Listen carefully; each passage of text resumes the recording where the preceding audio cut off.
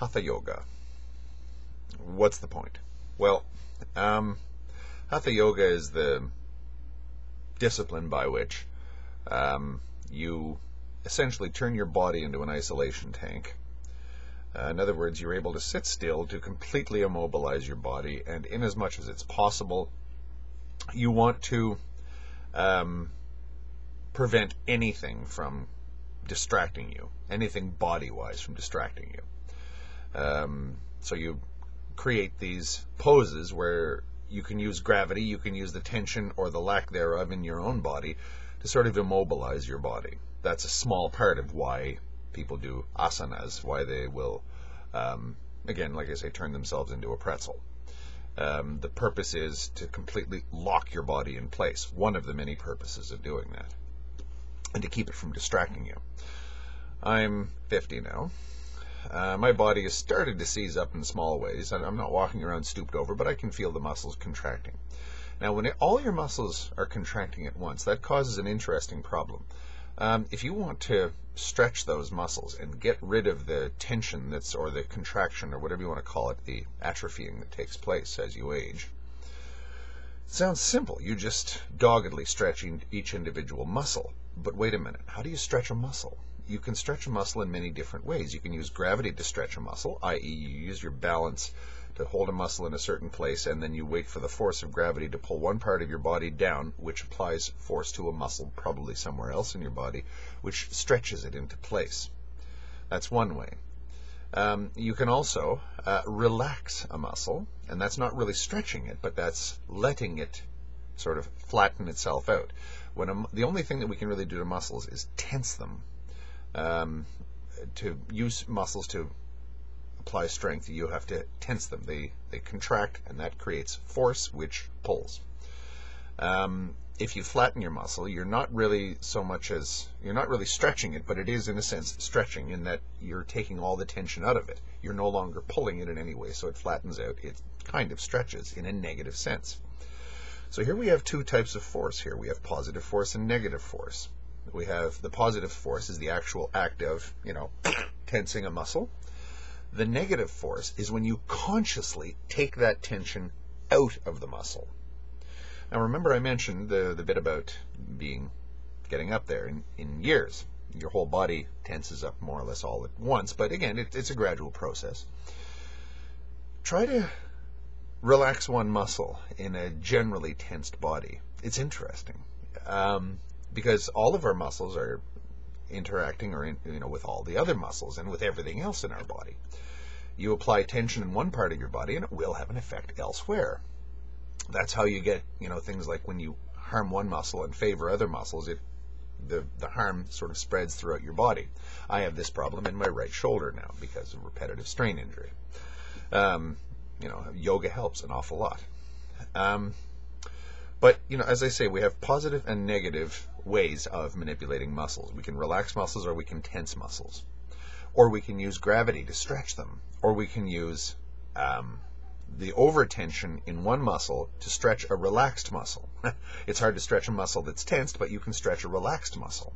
But how do you relax a muscle and then tense it to stretch it? Well, you have to put positive force right next to a muscle that is in which you're applying negative force, or no force, rather, in order to achieve the desired result. In other words, it's kind of a zero-sum game throughout your entire body, with the positive and the negative always sort of at play with each other.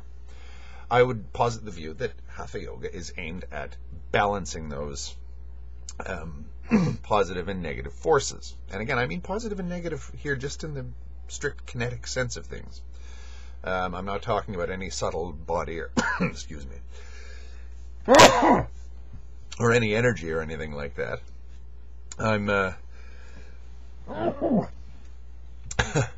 dry throat, very dry here in the winter.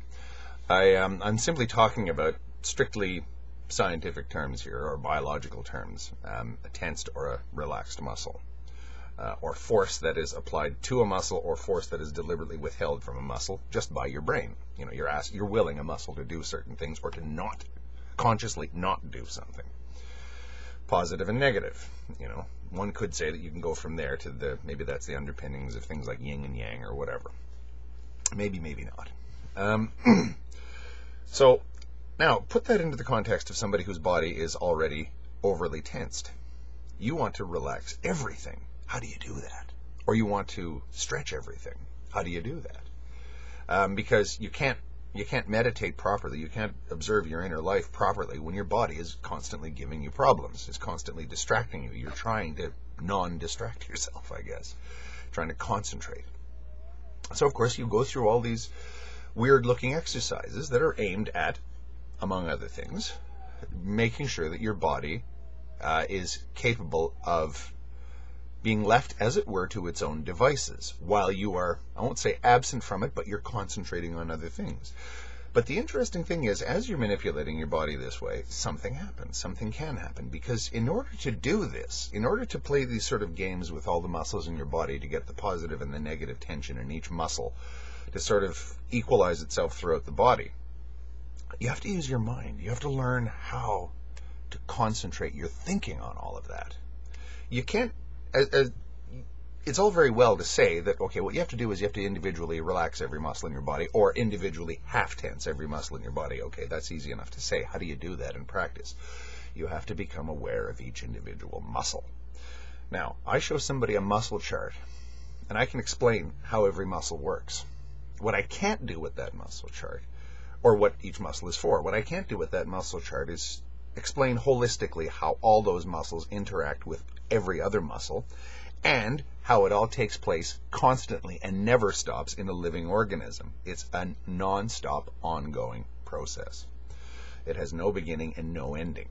Dynamism, force, inertia, all that stuff is all built into the physics of it, and the biology of it is based upon positive and negative tension of muscles, and among other things. We're also subject to things like gravity.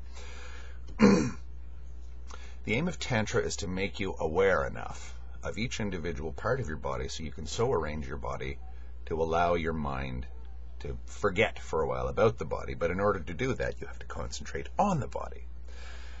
Now, it's an interesting, fascinating, almost mind-blowing process to get your body to obey the mind in every possible way.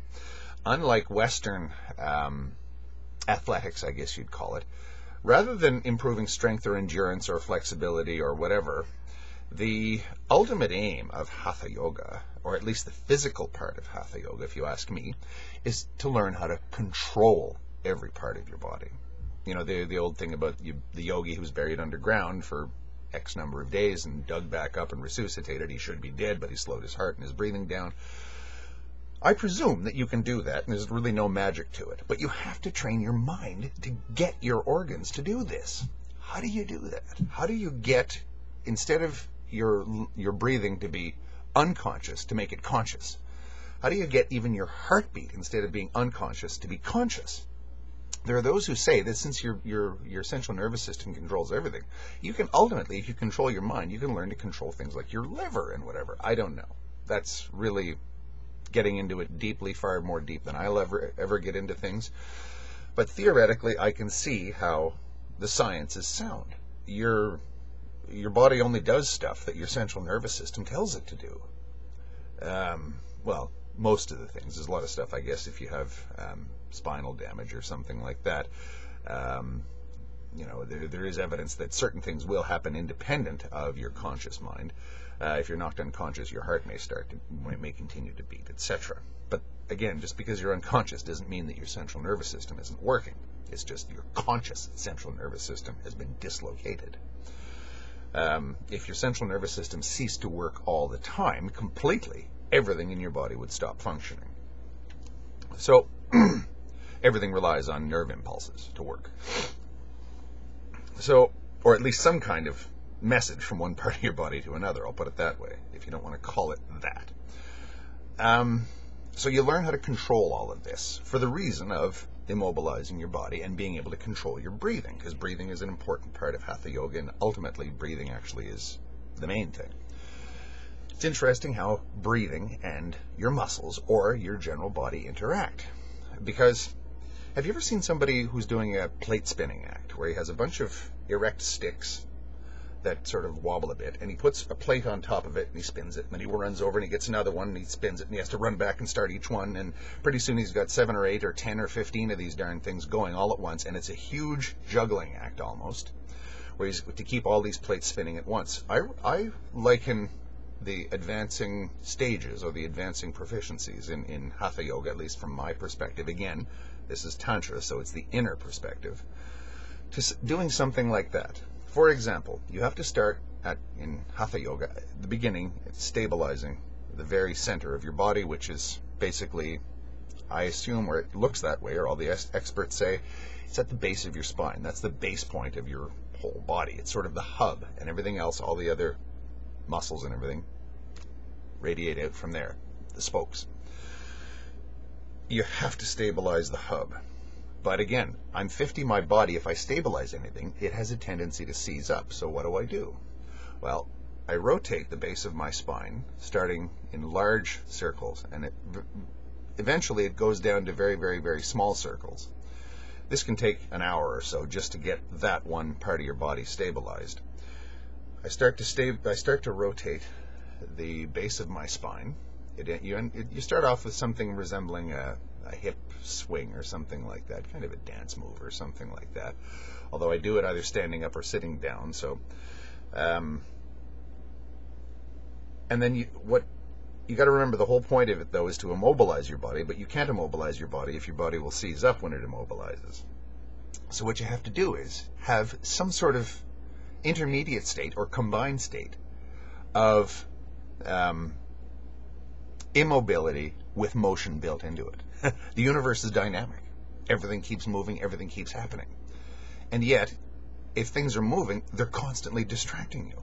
But wait a minute, if you can sort of control that movement, if you can sort of localize some of the movement in the way that I described the guy who creates all this movement around him, but each movement is an individual plate on a stick. So the first plate in the stick that I'm going to do is I'm going to immobilize that part of my body in order to immobilize several other parts or the entire thing. So that's the first plate that I have to spin. And what I'm doing is, as I say, is I'm rotating the base of my spine, or moving it in a circle or a spherical thing or whatever you want, and it's a combination of moving and staying in the same place. It's some sort of static movement. You're moving, but you're not going anywhere. Something is rotating on its axis. So I've immobilized the base of my spine, even though there's movement there. The movement isn't going anywhere. The movement there has been contained, as it were. The dynamism that is built into phenomenal reality, it's built into the physical universe, and it's built into the biology of my body, has been made to sort of obey the will of my conscious mind. It isn't just moving of its own accord anymore. Now it's moving in a way that the conscious mind has told the body to move. The body doesn't seem to mind this. In fact, it rather feels nice when you do this. So then you've got this part stabilized, because you haven't really immobilized it in as much as you've stabilized it. Okay, then you want to stabilize other parts. You go up the spine.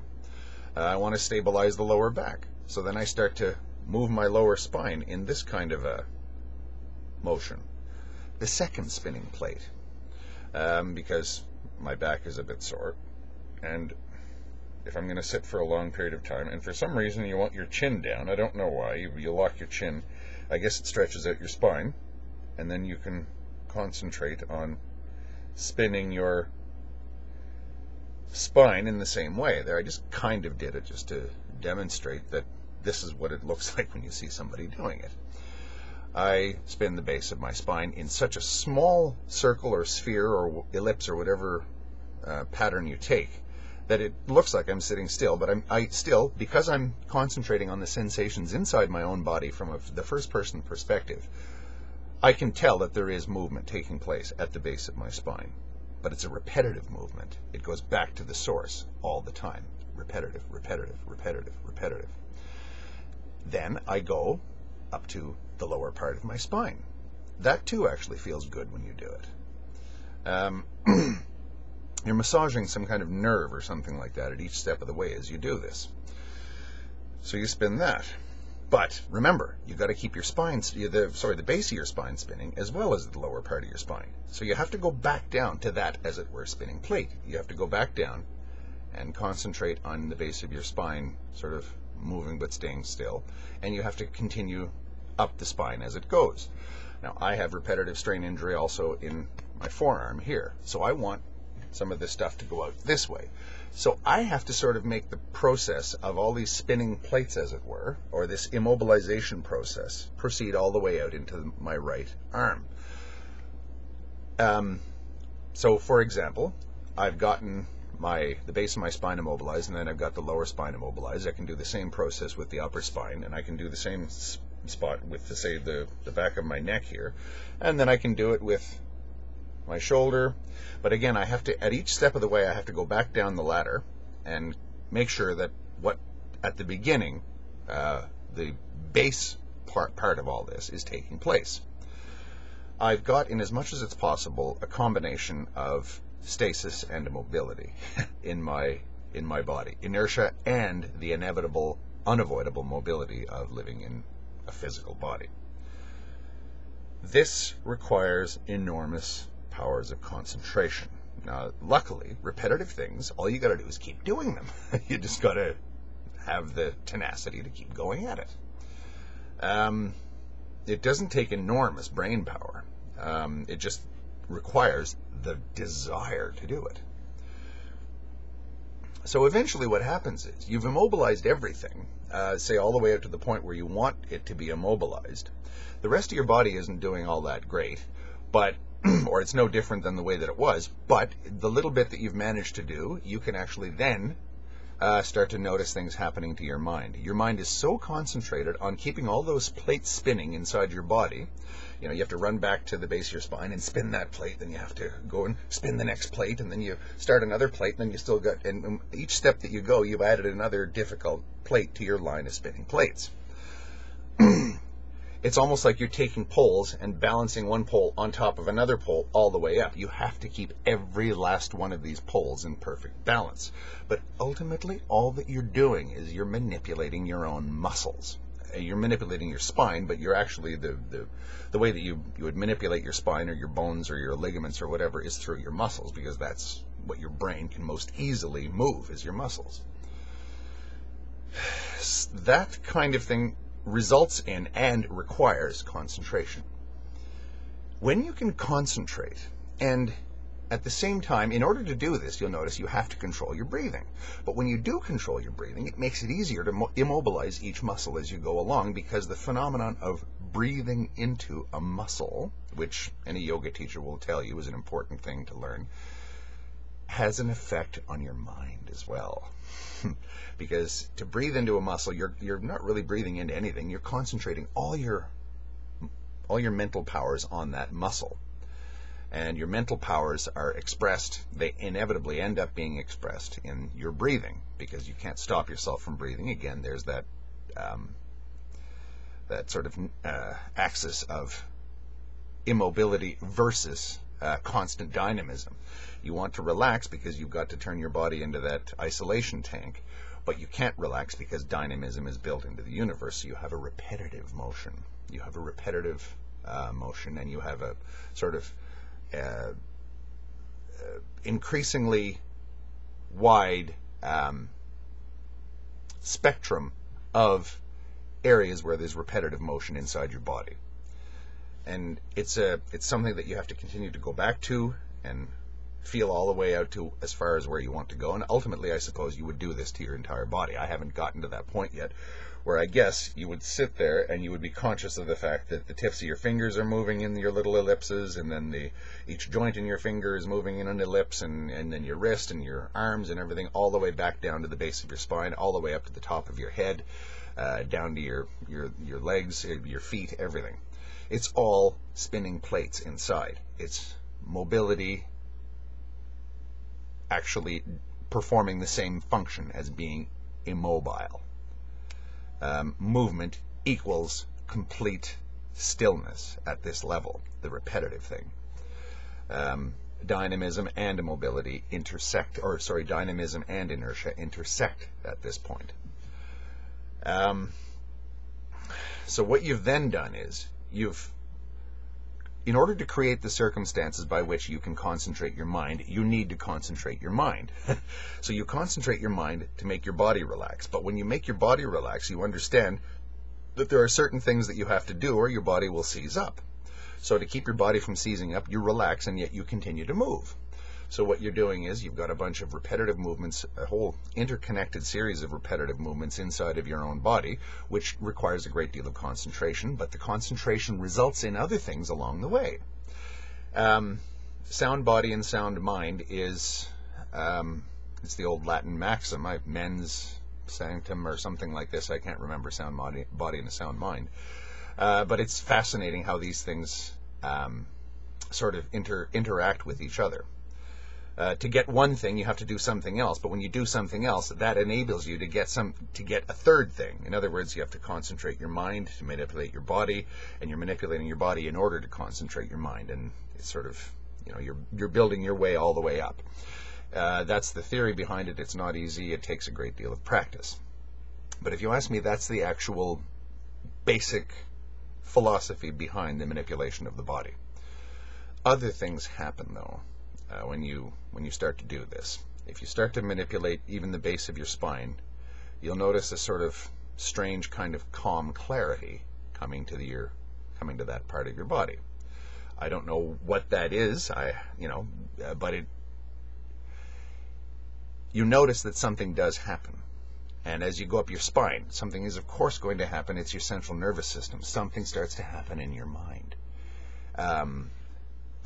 Distractions just start to fall away of their own accord. And it kind of takes on a life of its own to the point where sometimes you kind of have to get jerked out of this state. It's not that it's difficult to get into it, but once you're into it, it's not difficult to get out, but somebody at least has to tap you, or the equivalent. You have to have something to distract you to get you out of that state. It's all experiential. You are manipulating your body for the experience of manipulating your body. Experience is all a thing of the mind. So mind and body, sound mind, they are interacting, interplaying with each other.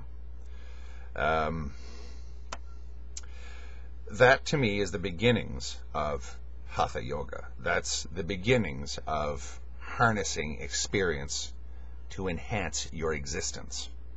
That's the beginnings of setting the stage, as it were, for proper inner exploration, with the ultimate goal of being in control of the value of your experiences. You don't have to be in control of anything else. If you are the one who is controlling the reality that you perceive, well, the sky's the limit as to what you can actually make of this life. The literature of the yogis is replete with, you conquer the universe if you conquer yourself. Well, in that sense you do, because the only thing you can rely upon, if you ask me, is your experiences in life. If you can actually take control of your own experiences, in a certain sense, you have conquered the universe. There's that weird scene at the end of the Terry Gilliam movie, Brazil, that if you've seen it, you understand. What's so weird about it? I don't want to say it because it'll blow the plot. But does it really matter where you are or what's going on in the outside world if the inner world is as close to perfection as you can imagine it being? I told you this was going to be strange, but I took the bait, and let's see where this goes.